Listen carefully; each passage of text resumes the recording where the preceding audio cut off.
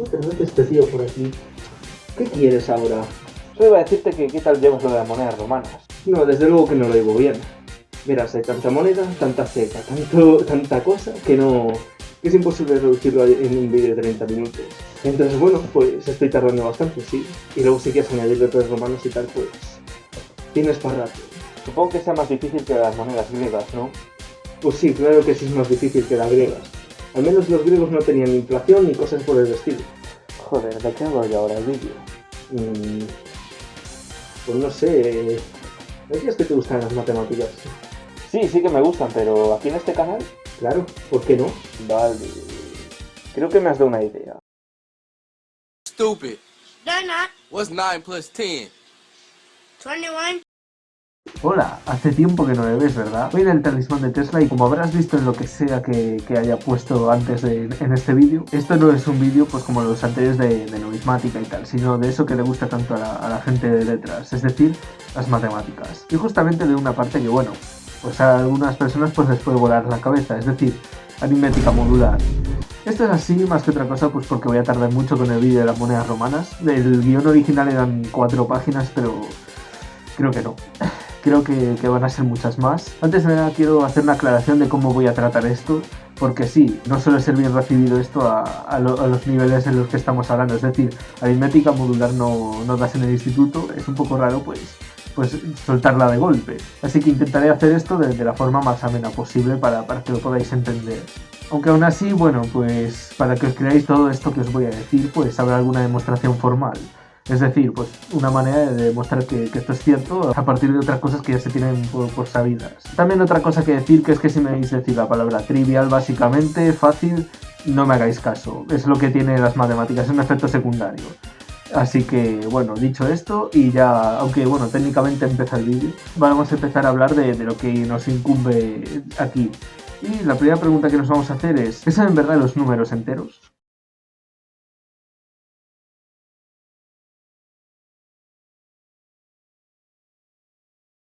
Quiero que para esta parte olvides lo que son todos los números enteros, reales, etc. Porque vamos a construir todo desde cero. Es decir, desde lo más elemental que puede existir. Y sí, literalmente desde cero, que incluso no vamos a tratar con números. Entonces hay que hacernos una pregunta. Para hacer operaciones y tal, ¿qué se necesita?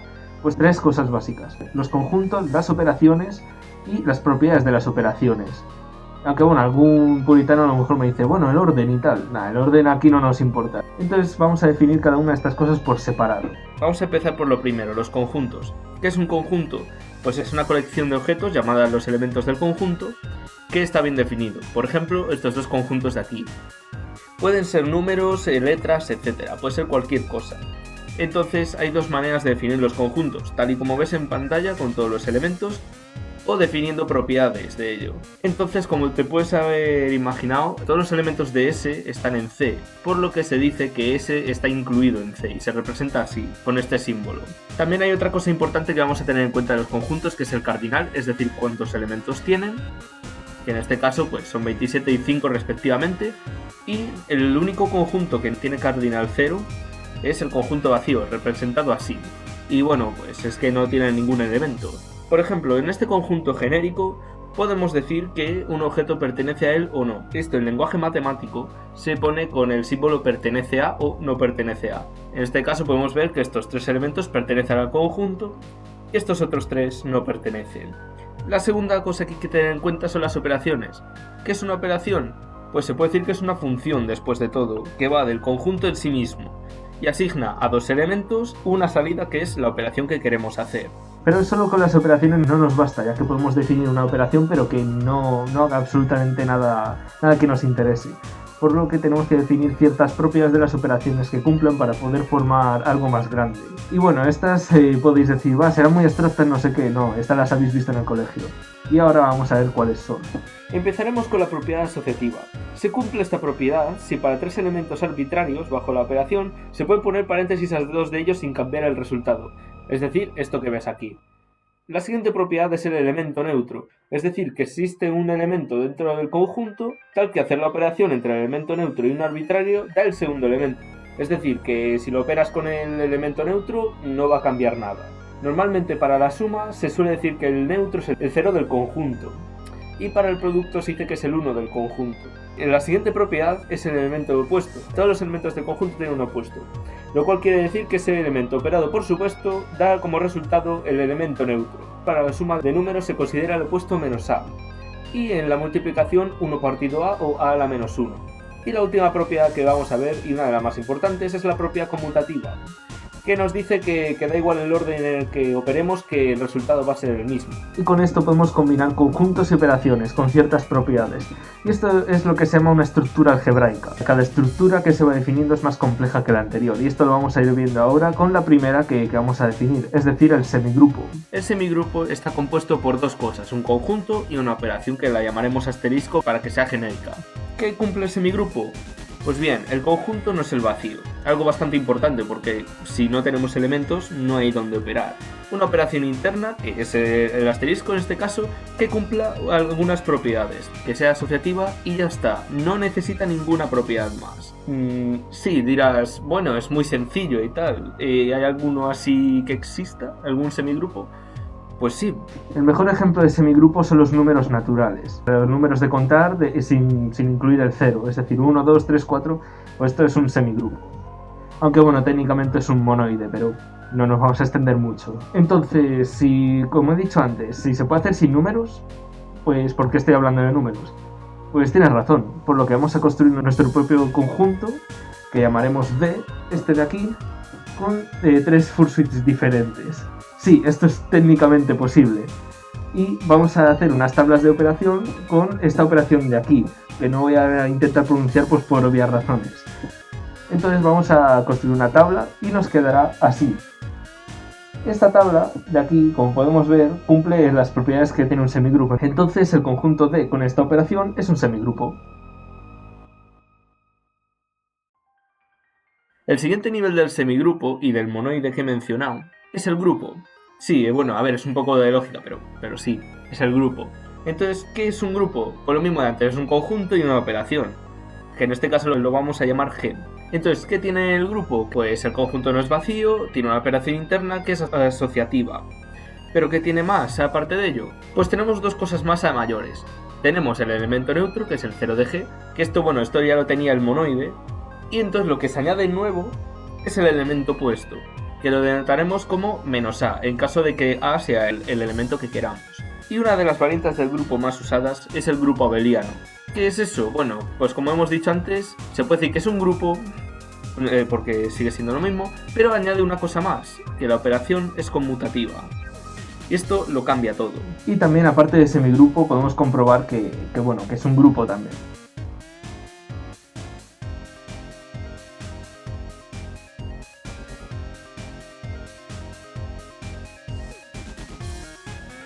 Entonces un grupo abeliano podríamos decir que son los naturales con el 0, pues porque las operaciones son conmutativas. Pero como ya sabéis, pues los naturales no entran, entonces sería un semigrupo. En los que en verdad serían grupos abelianos son los números enteros racionales reales y complejos con la suma. Con el producto ya sí que no. Pero ¿por qué quedarnos con una única operación? Si cogemos otra, definimos sus tablas, como por ejemplo en el grupo este que hemos hecho, podemos seguir haciendo unas estructuras aún más complejas. Pues por ahí van los tiros. La primera estructura algebraica que tenemos con dos operaciones es el semianillo. ¿Qué significa un semianillo? Primero, que es un conjunto con dos operaciones a las que vamos a llamar suma y producto para que sea más cómodo. Aunque bueno, lo que hemos hecho antes pues se puede acomodar, por así decirlo, y llamar a una suma y al otro producto. ¿Qué propiedades tiene entonces? Pues tiene las siguientes propiedades. Lo primero, que el conjunto y la suma es un semigrupo abeliano, de ahí lo de semianillo. Lo siguiente, que el producto es asociativo y el producto es distributivo sobre la suma. ¿Eso qué quiere decir? Pues bien, si haces A por B más C, la A se distribuye entre los dos sumandos, quedando A por B más A por C. Es decir, lo que ves aquí en pantalla. Si queremos ir un poco más allá y ya entrar en una estructura más fuerte, por así decirlo, tan solo tenemos que quitar el semi y decir anillo directamente. Que esto es la siguiente estructura. El anillo, igual que el semianillo, consta de un conjunto, una suma y un producto. Entonces, ¿qué cambia respecto con el semianillo? Pues que A y la suma es un grupo abeliano. Que diremos que el 0 del anillo es 0 de A y el opuesto de cada uno de los elementos se va a llamar menos A. Y por lo demás es igual, el producto es asociativo y hay una distributividad del producto sobre la suma. Y aún así podemos ir aún más allá. La primera extensión que podemos decir es el anillo abeliano, que al igual que el grupo abeliano es un anillo con sus propiedades, más que hay conmutatividad en el producto. Y luego por aparte tenemos el anillo unitario, que es lo mismo que un anillo, pero en el cual tenemos un elemento neutro para el producto, al que llamaremos el 1 del anillo. Análogamente al grupo podemos decir que los números naturales sin el 0 son un semianillo unitario abeliano, es decir, que tienen el 1 y que, bueno, abeliano porque son las operaciones conmutativas. El típico ejemplo de anillo son los números enteros, que son los números enteros con la suma y el producto. Claro, no son las mismas operaciones que por ejemplo los racionales o los reales, lo que los hace distintos en cierta forma y es lo que vamos a ver en este vídeo. También son anillos los polinomios en una variable y podemos comprobar con las tablas y tal que también lo que hemos hecho es un anillo.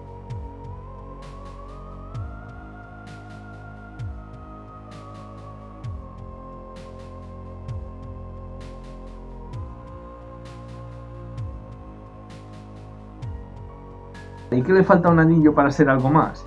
Pues una propiedad, como habrás podido intuir. El cuerpo nos da la propiedad que falta de los anillos para ser algo más grande, es decir, que el cuerpo es un conjunto con suma y producto, que ya sabemos que es un anillo abeliano unitario, y lo que falta es que el producto tenga un elemento inverso, al que llamaremos a elevado a menos 1. Entonces lo que hemos montado antes con Fursuis y tal es un cuerpo, como podemos comprobar.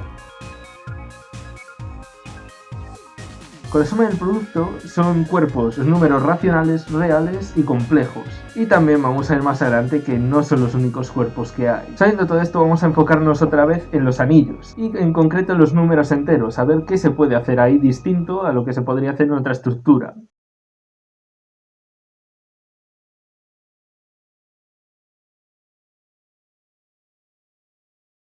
Si algo podemos destacar de los números enteros que no tienen otros conjuntos de números como pueden ser los reales o los racionales, es que no podemos dividir todos los números. A ver, sí, podemos hacer 2 entre 1, sí, o podemos hacer 4 entre 2, que luego hablaremos de eso. Pero, como tal, no podemos hacer, por ejemplo, 3 medios, 4 tercios o un 67avo. Son cosas que no existen dentro de los enteros.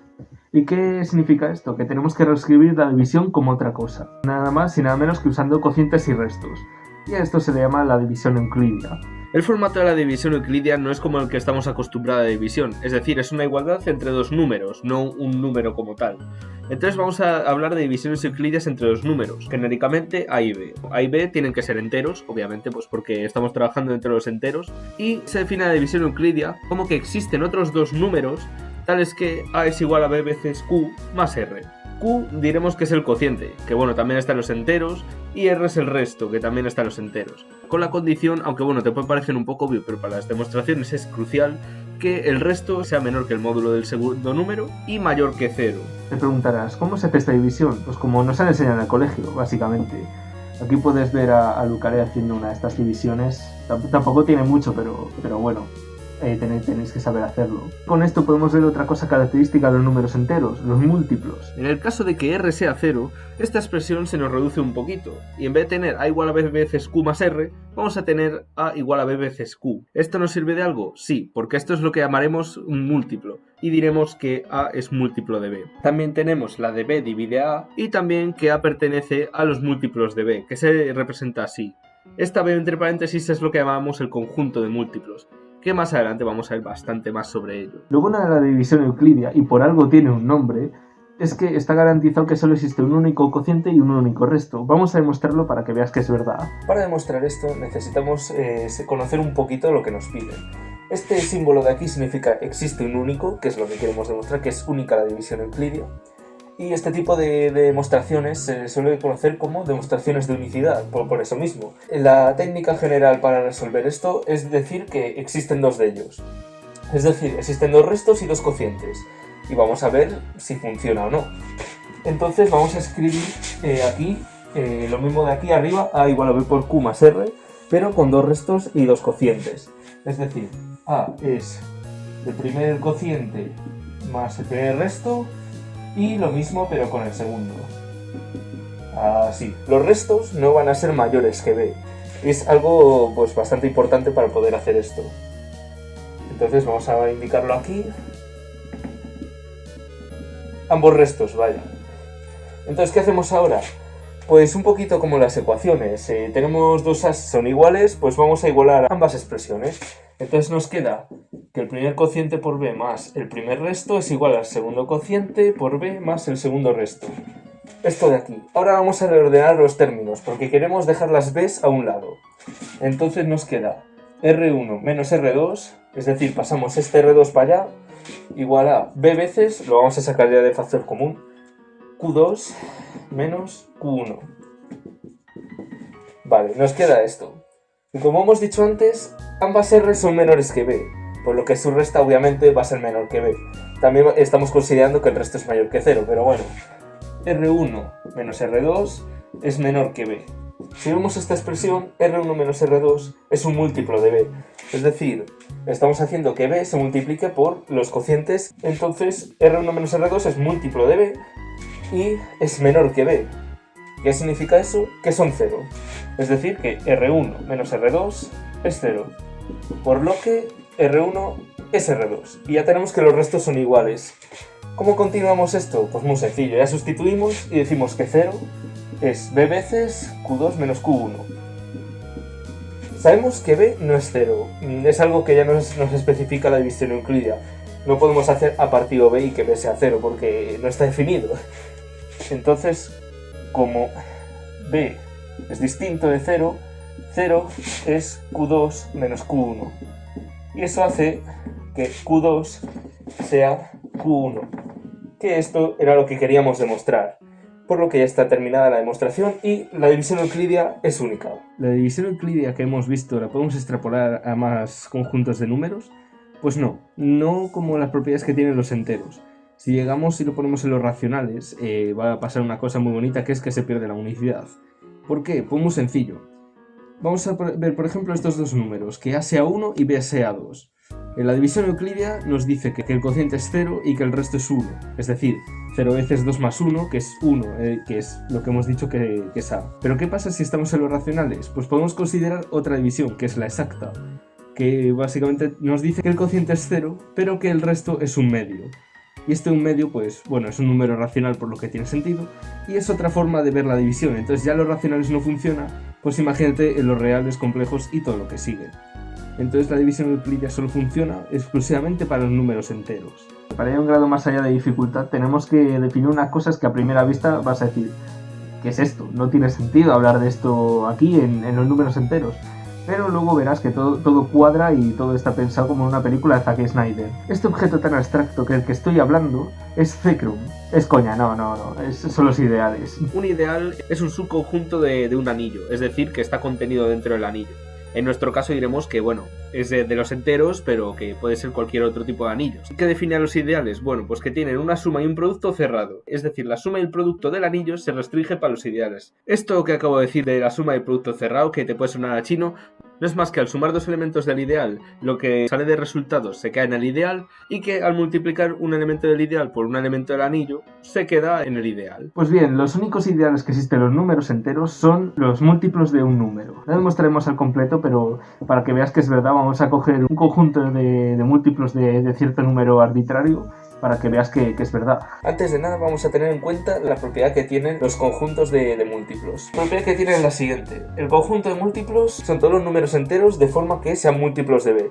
Es decir, son los x en los enteros tales que existe un número n, digámoslo así, que está en los enteros también, tal que, otra vez, bueno, no me gusta ponerlo así, pero bueno, tal que x es igual a n veces b. Este es el conjunto de múltiplos, y lo que queremos saber es si es un ideal dentro de z.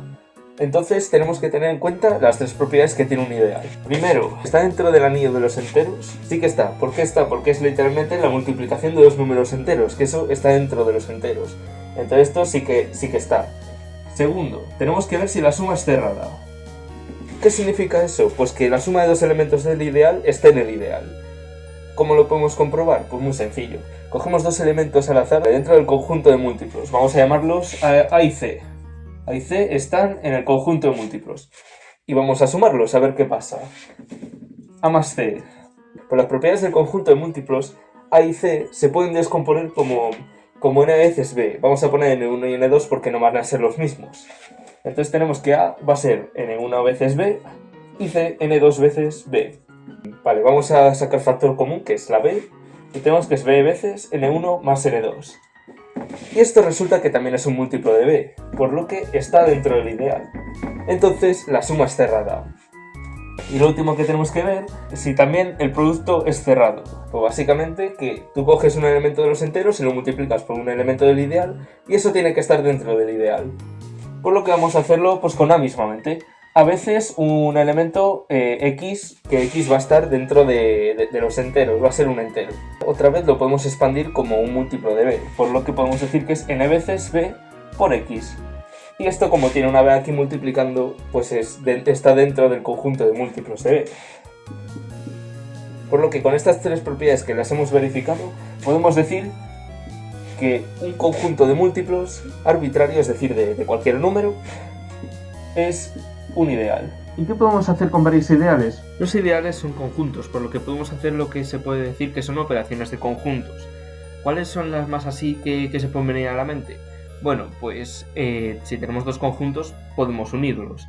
Claro, esta idea es muy bonita y tal en la mente, pero ¿cómo lo podemos escribir matemáticamente? La unión de dos conjuntos en lenguaje formal se describe como que el conjunto resultante de la unión va a tener tanto los elementos de uno de los dos conjuntos como los del otro. Entonces, si unimos varios ideales, lo lógico sería que tuviéramos un ideal, ¿no?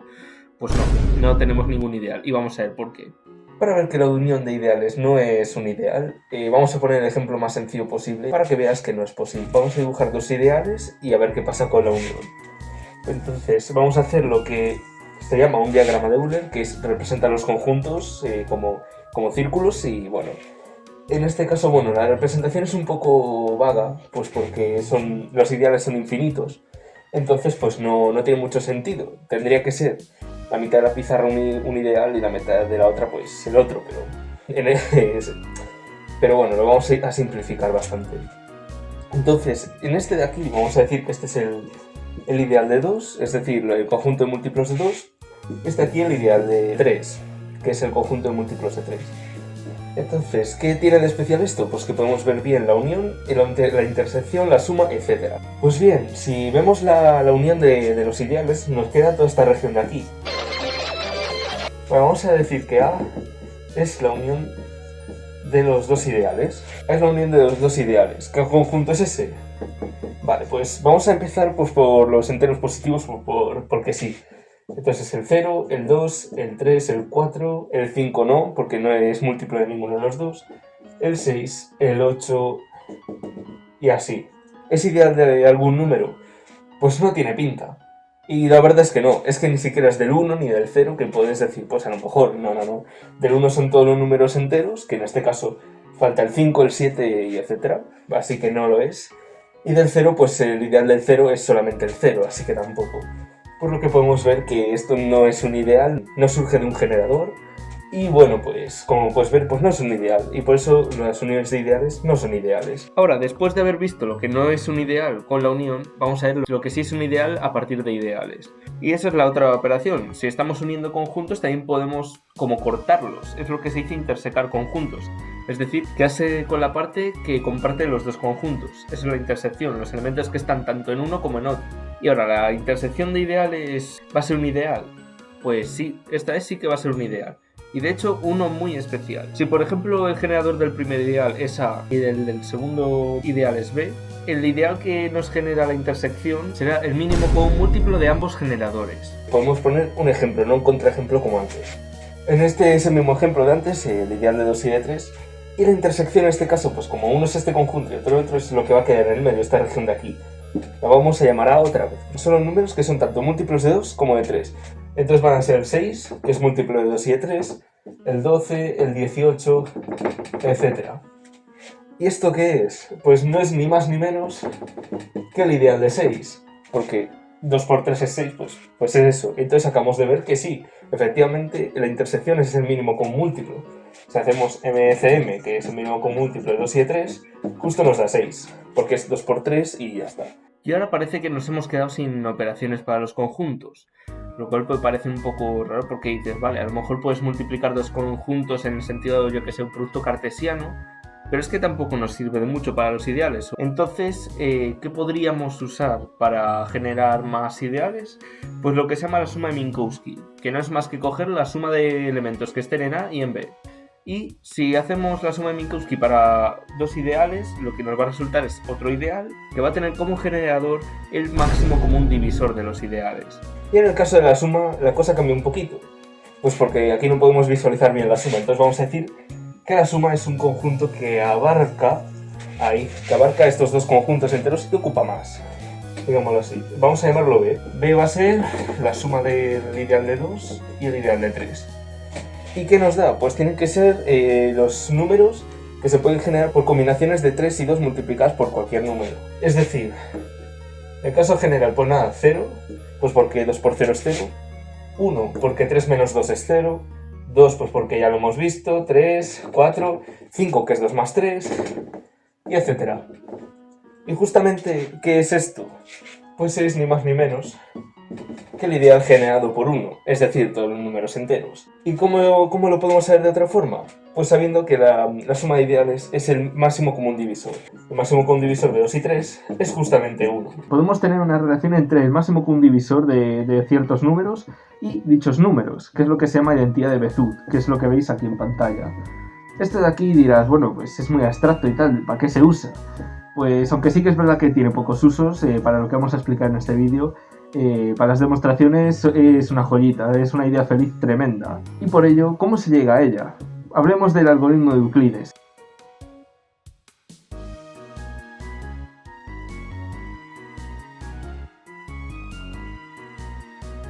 Ya te haces una idea de cómo funciona esto, pero ¿por qué funciona? Bueno, hay una propiedad de los ideales que se cumple siempre que tengamos una división euclídea. Es que si tenemos una división euclídea de dos números que, por ejemplo, llamaremos A y B, entonces se cumple esta igualdad de ideales, lo que nos permite construir todo este algoritmo.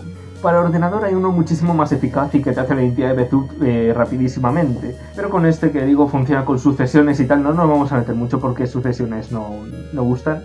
Y bueno, solo voy a mencionar el nombre, que es el algoritmo extendido de Euclides. Aquí podéis ver un poco cómo funciona y que, bueno, siempre se llega al final a una identidad de Bézout. Entonces, sabiendo el máximo común divisor, ¿cómo se calcula el mínimo común múltiplo? Pues bueno, siempre se cumple una relación entre estos dos y también los números originales, que es esta de aquí. Sabiendo esto, que dos números tengan su máximo común divisor igual a 1, ¿significa algo?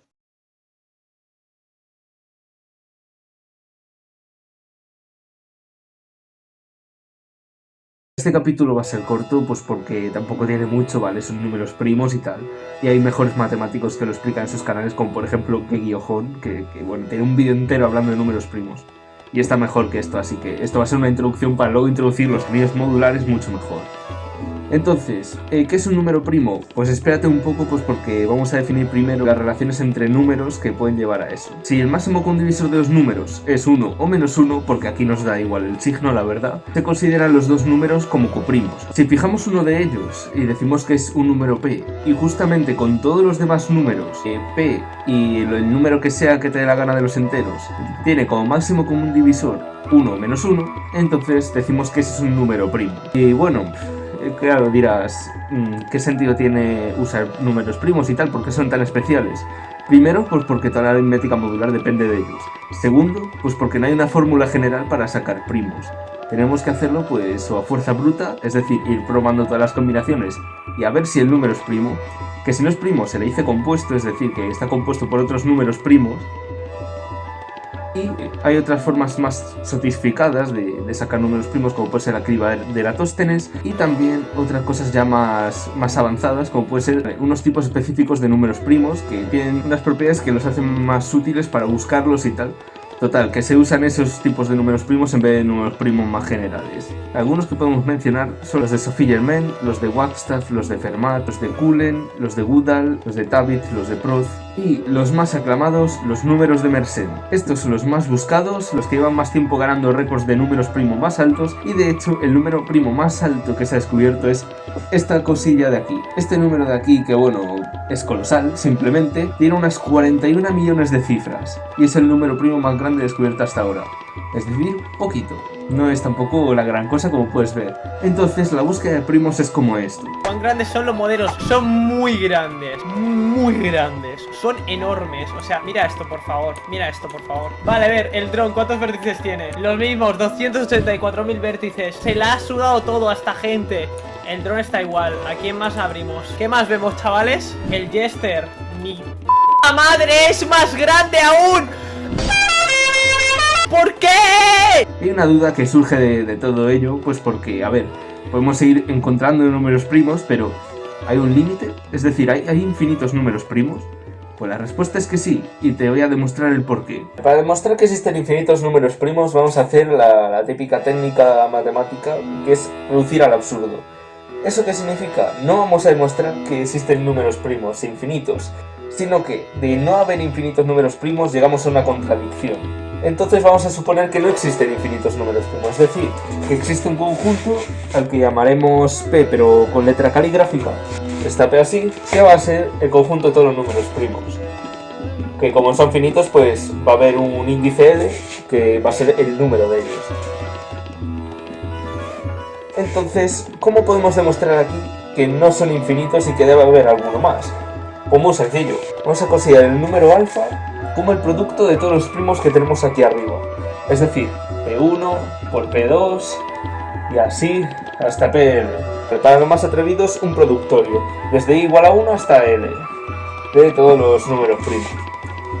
Vale, este número de por sí pues no es primo, es compuesto, es decir, cada uno de los valores pues va a ser un número primo. Pero vamos a considerar ahora alfa más 1. Claro, ¿qué es lo que pasa? Este número, alfa más 1, es el producto de todos los primos más 1. No puede ser compuesto. No puede ser compuesto porque cada uno de los números primos ya está multiplicado aquí sin el más 1, por lo que es un nuevo número primo. Pero ya hemos dicho que estos son los números primos que hay y ninguno más, por lo que es contradictorio. Es decir, es un absurdo. Y esto implica que hay infinitos números primos. Entonces queda demostrado esto. Entonces, ya habiendo visto estructuras algebraicas por un lado, por otra parte lo que funcionan los números enteros y por otra los números primos, ya vamos a entrarnos en aritmética modular y en cómo funciona y las cosas tan características que tiene.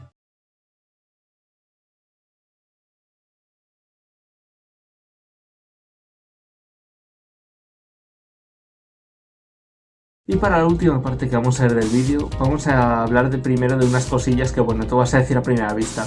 Pues esto es muy sencillo, pero hombre, a ver, todo hay que traducirlo a matemáticas. Una relación binaria, pues como te puedes imaginar, es tú coges dos elementos en conjunto, da igual lo que sea, si son funciones, números, etcétera. Tú lo coges y vas a decir, vale, voy a relacionarlos de cierta forma, de tal forma que o sea así o no sea así.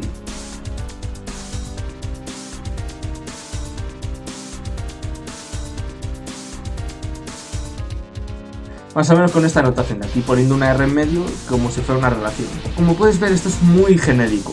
Y claro, tiene sentido, porque de estas relaciones salen dos tipos de relaciones muy importantes. Las de orden, que se usan tanto para inclusiones de conjuntos, es decir, el símbolo este que ves aquí, que es cuando hemos dicho al principio de que un conjunto contiene a otro, y eso es una relación de orden, y también como orden de números, como el de los reales, que bueno, pues es el símbolo este, y los que nos interesan aquí, las relaciones de equivalencia. La más típica de todas es el igual a, que bueno, en fin, no tiene mucha presentación y ya está. Pero hay otras relaciones de equivalencia muy conocidas y que no se dice que son relaciones de equivalencia. Por ejemplo, como puede ser cuando hacemos un sistema de ecuaciones, como puede ser este, lo que hacemos, lo típico es el sistema este de Gauss, montar una matriz, irla cambiando por filas para que sea el mismo sistema, solo que más reducido. Pues los sistemas tienen una relación que es la equivalencia por filas, y esa es una relación de equivalencia también. ¿Qué cumple una relación de equivalencia así? Pues a ver, primero que es simétrica, es decir, que si tú relacionas un elemento con otro, el otro se relaciona con el uno. Eso en las de orden no ocurre. ¿Por qué? Si ocurre eso es que los dos elementos son iguales. Piénsalo con mayor que o menor que. Son reflexivas, es decir, que cualquier elemento se relaciona con sí mismo. Y que son transitivas. ¿Qué quiere decir esto? Pues que si A se relaciona con B y B se relaciona con C, A se relaciona con C. ¿Qué podemos hacer después de esto? Pues hombre, se nos queda un poco corto, ¿no? Queremos saber qué elementos se relacionan entre sí, agruparlos en grupillos. Estos grupillos, mejor dicho, se llaman clases de equivalencia, y la clase de equivalencia de un elemento son todos los elementos que se relacionen con él. Y entonces, después de esto, podemos llegar a algo un poquito más lejos. Lo que estamos haciendo, por así decirlo, es como partir el conjunto original en las clases de equivalencia. Y es una partición diferente a los elementos que existen. Por lo que, si cogemos todas las clases de equivalencia, las metemos en un conjunto distinto, lo que nos va a quedar es algo, pues como ya he dicho antes, distinto. A eso se le llama el conjunto cociente y se representa así. Es decir, el conjunto partido la relación. Sí, esto es un poco abstracto, pero bueno, sí, tiene sentido. Y entonces, las clases de equivalencia que vamos a ver ahora van a cumplir todo esto, y el conjunto cociente es lo que nos va a interesar y a lo que vamos a llamar anillo modular. Vale, vamos a definir una clase de equivalencia en los enteros, que es lo que vamos a llamar congruencias. Se representa con este símbolo, y vamos a decir que los números A y B son congruentes entre sí en módulo m, si solo si A menos B es múltiplo de m. Sí, esto de aquí te puede sonar un poco a chino, vale, pero también podemos escribirlo como una especie de división euclidia, es decir, que A sea q veces m más b, es decir, que b nos indica, por así decirlo, el resto de la división entre A y m. Entonces las clases de equivalencia que nos van a quedar, dependiendo de m, van a ser pues, los números desde 0 hasta m-1. ¿Por qué m no? Pues porque es bien sencillo, m partido m es 1 y tiene resto 0, entonces va a tener la misma clase de equivalencia que el 0. Lo que tenemos que pensar con estas clases de equivalencia es como si estuviéramos dividiendo un número entre m y nos diera el resto de la clase de equivalencia. ¿A qué quiero llegar con esto? Imagínate que el módulo es 3, es decir, que m es 3. Vamos a tener 3 clases de equivalencia. La primera, el 0, es decir, 0, 3, 6, 9, etc. La siguiente, el 1, es decir, 1, 4, 7, etc. A ver, también en los negativos, es decir, menos 2, menos 5, etc. Y el 2, por último, 2, 5, 8... Todo esto lo que cumple es que, por ejemplo, la clase de equivalencia del 2 entre 3 va a tener resto 2, 5 entre 3 va a tener resto 2, es decir, siempre se cumple que el resto va a ser el que lleve la clase de equivalencia.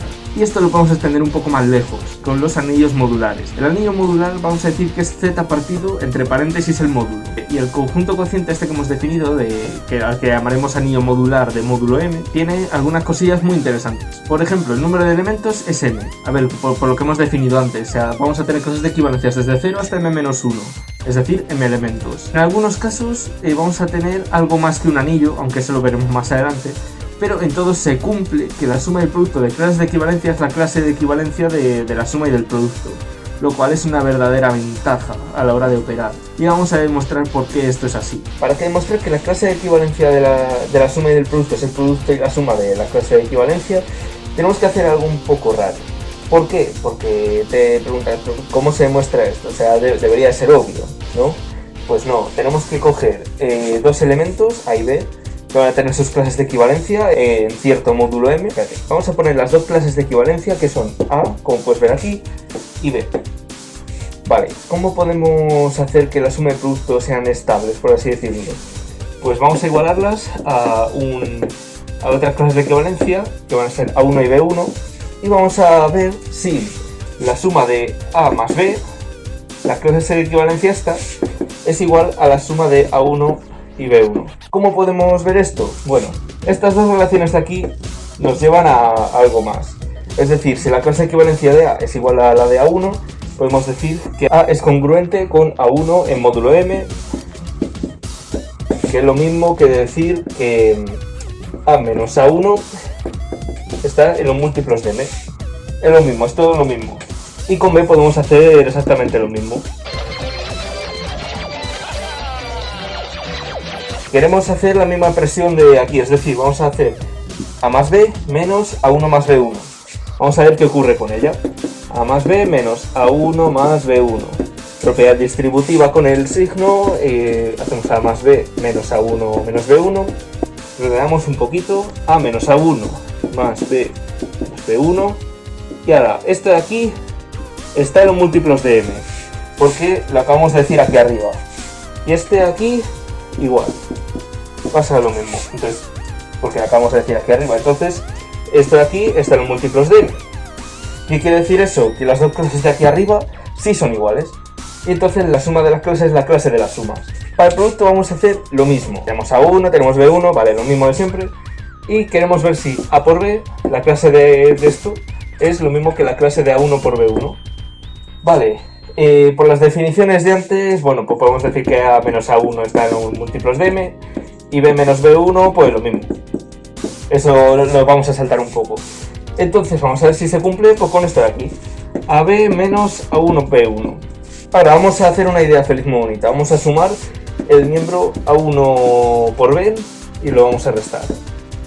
Y ahora vamos a reordenar un poquito para que tengamos de factores comunes la B y A1. Vamos a tener B veces A de este lado de aquí menos A1, A menos A1, más A1, B, que está aquí, B menos B1. Vale, entonces A menos A1 es un múltiplo de M. B menos B1, múltiplo de M. Multiplicación de esto, pues va a ser múltiplo de M y la suma, pues múltiplo de M. Y ya está. Entonces hemos demostrado que la clase del producto es el producto de las clases. Vamos a ver ahora de cómo se pueden operar sumas y multiplicaciones, porque esto es muy satisfactorio. Vamos a poner un ejemplo de una suma en un anillo modular, por ejemplo, lo más sencillo posible. El anillo, pues que sea z partido 6, que se pone así, como ya hemos visto, y vamos a hacer 4 más 5. Entonces, en los enteros tenemos que 4 más 5 es 9. Entonces podemos decir, por las propiedades de las clases de equivalencia, que esto aquí es la clase de equivalencia de la suma, que esto es la clase de 9. Pero bueno, aquí hemos terminado, ¿no? Pues no, podemos simplificarlo. Recordemos esto, estamos en z partido 6, por lo que quiere decir es que si vamos restando 6, como la clase del 6 es la clase del 0, lo que estaríamos haciendo es no cambiar nada. Es decir, tú si le restas a 9, 0, es 9. Pero la clase del 0 es la clase del 6. Entonces nos va a quedar 9 menos 6, que esto es la clase de todo ello, que es 3. Entonces 4 más 5 en z partido 6 es 3. Sí, parece un poco ilógico, pero es así. Ahora vamos a hacer lo mismo, pero con el producto. Con un anillo distinto, es decir, esta va a ser z partido 5. Y queremos hacer 13 por 22 en clases de equivalencia. Y esto pues puede parecer un poco grande, pero vais a ver que se reduce bastante bien. Vamos a hacer la clase equivalencia del 13 por la clase equivalencia del 22. Podemos idear por dos caminos. Primero, decir que esto es una única clase de equivalencia, que es del producto esto, hacer el producto y simplificar, lo cual nos lleva demasiado tiempo y como somos unos vagos, pues no queremos hacerlo así. Entonces vamos a usar la segunda forma, que va a ser la más sencilla. Podemos simplificar cada término. ¿Cómo podemos hacerlo? Bueno, empezamos por el 13. El 13 es en clase de equivalencia lo mismo que 13 menos 5, que es 8, y 8 menos 5, que es 3. Entonces esto va a ser lo mismo que la clase de equivalencia del 3 por, y en el caso del 22 es lo mismo, pero 17, 12, 7, 2, clase de equivalencia del 2, lo que he hecho es ir restando el 5 varias veces. Entonces nos queda 3 por 2, que es la clase del 6, que bueno, ahí sí que podemos juntar y va a ser más fácil. Y otra vez simplificamos aquí, que 6 menos 5 es 1. Entonces, en z partido 5, 13 por 22 es 1. Entonces, estamos en un anillo. Lo hemos definido como que le faltan elementos inversos en la multiplicación. ¿Y hay elementos inversos en estos anillos modulares? Pues depende del que sea. Hay en algunos que sí, en otros que no. Y luego vamos a tener otra posibilidad, que un número por otro nos dé 0, y que sean los dos distintos de 0. A esto lo llamamos divisor de 0. No ocurre en los enteros porque es imposible. Es lo que se dice que un anillo es un dominio de integridad, que esto no pasa en los anillos modulares porque no pasa. Por ejemplo, en z partido 6 tenemos que 2 por 3 es 0. Y ya se nos desmonta todo. Si existe un número divisor de 0, nunca va a tener un inverso. Lo cual nos puede servir para ver qué anillos modulares son cuerpos y cuáles no. Por el módulo podemos ver que si conseguimos dividir el módulo por un producto de números, si hacemos ese producto en clases de equivalencia nos da 0. ¿Eso qué quiere decir? Que cualquier número que lo descompongamos como un producto de números primos no va a ser un cuerpo. ¿Qué significa eso? Que los anillos modulares que tengan como módulo un número primo son cuerpos. Y a esto le llamamos cuerpos finitos. Vamos a ver algunos ejemplos de ello. Empezaremos por el más sencillo de todos, z partido 2. Este cuerpo aquí tiene solamente dos elementos, el 0 y el 1. Ya está, no tiene más. Las tablas de multiplicar y de sumar son sencillísimas, como puedes ver aquí, y ya está, es que no hay más. Bueno, que este es literalmente el sueño de toda la gente que siempre se ha confundido con el a más b al cuadrado. ¿Por qué? Porque aquí es en el único sitio donde se cumple, que a más b al cuadrado es a cuadrado más b cuadrado. Y otra cosa muy graciosa es que menos 1 es 1. Esto viene porque las clases de equivalencia del 1 y el menos 1 pues va a ser la misma. Pues entonces así las operaciones se simplifican aún más, o sea, aún más de lo que ya se ha simplificado, se simplifican más. Aquí en este cuerpo lo que podemos ver es como si estuviéramos considerando solamente números pares e impares. El siguiente es Z3, que bueno, si has sido lo suficientemente avispado te habrás dado cuenta de que lo que hemos montado anteriormente en el primer episodio es Z3, solamente que de una forma bastante distinta y de otra forma con fursuits y tal, pero es Z3. En este cuerpo hay 3 elementos, 0, 1 y 2, aunque el 2 se suele representar por -1 para hacer las cosas más sencillas. Y entonces aquí los inversos, pues el 0 no tiene inverso, del 1 es el 2 y del 2 es el 1, y ya está. Y a ver, en verdad podría seguir citando cuerpos finitos de esta forma, pero tampoco tienen mucho más. Aunque bien, en el colegio hay un cuerpo finito que sí que, bueno, un cuerpo finito más que un cuerpo finito, un anillo finito, que se usa bastante, que viene a ser el Z partido 12 o Z partido 24. ¿Por qué? Las horas, un reloj funciona así. Entonces, sabiendo que hay cuerpos, ¿cómo podemos sacar con un método el inverso de un número en un cuerpo?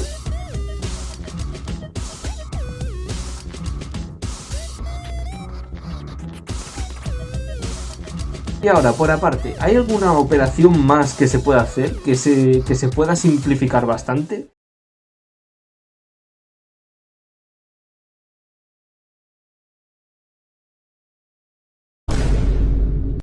Ok, bien jugado, bien jugado.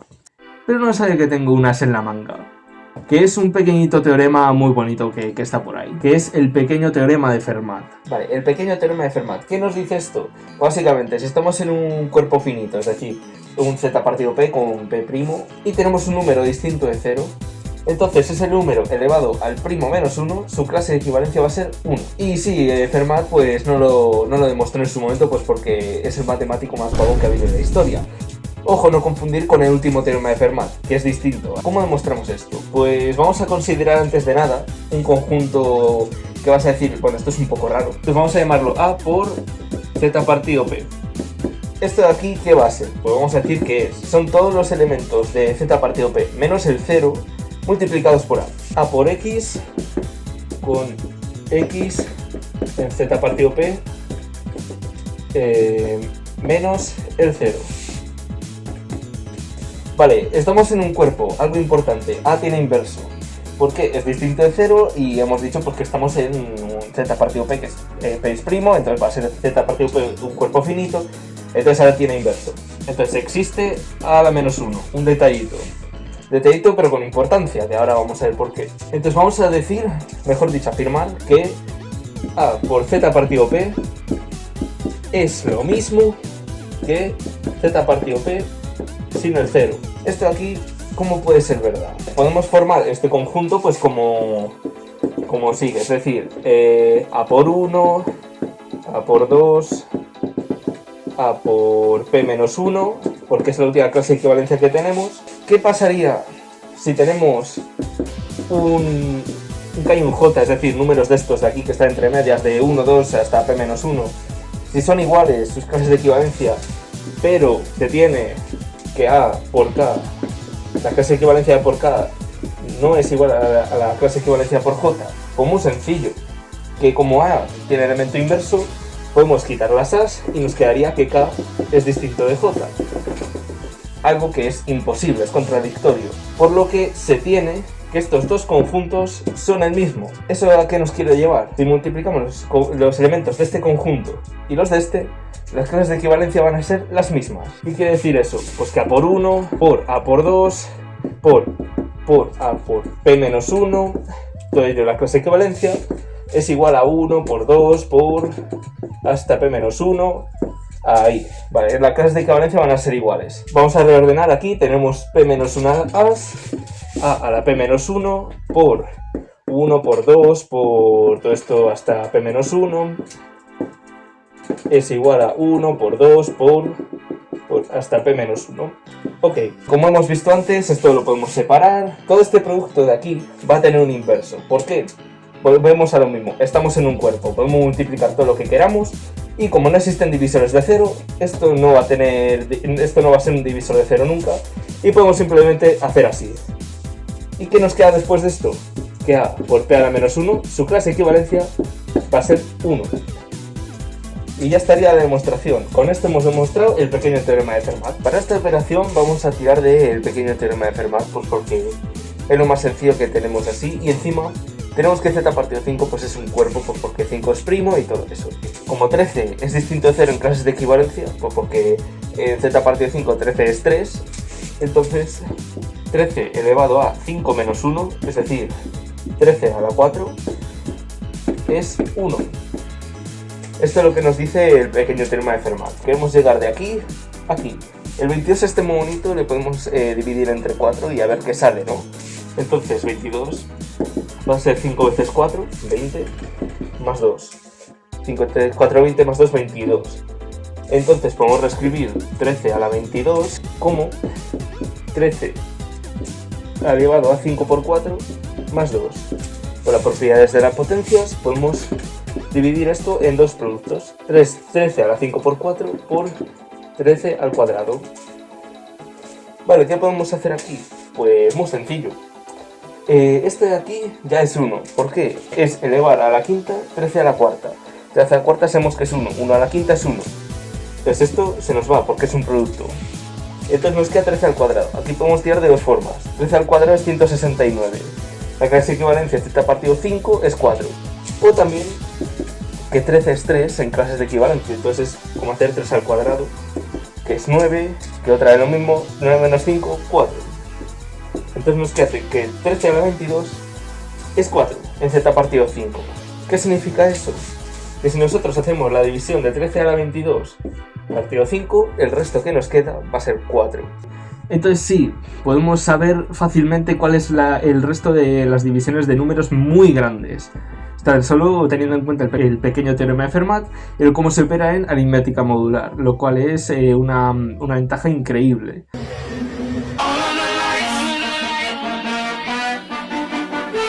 Y esto ha sido todo sobre la aritmética modular y bueno, un poquillo más lo que hemos visto antes.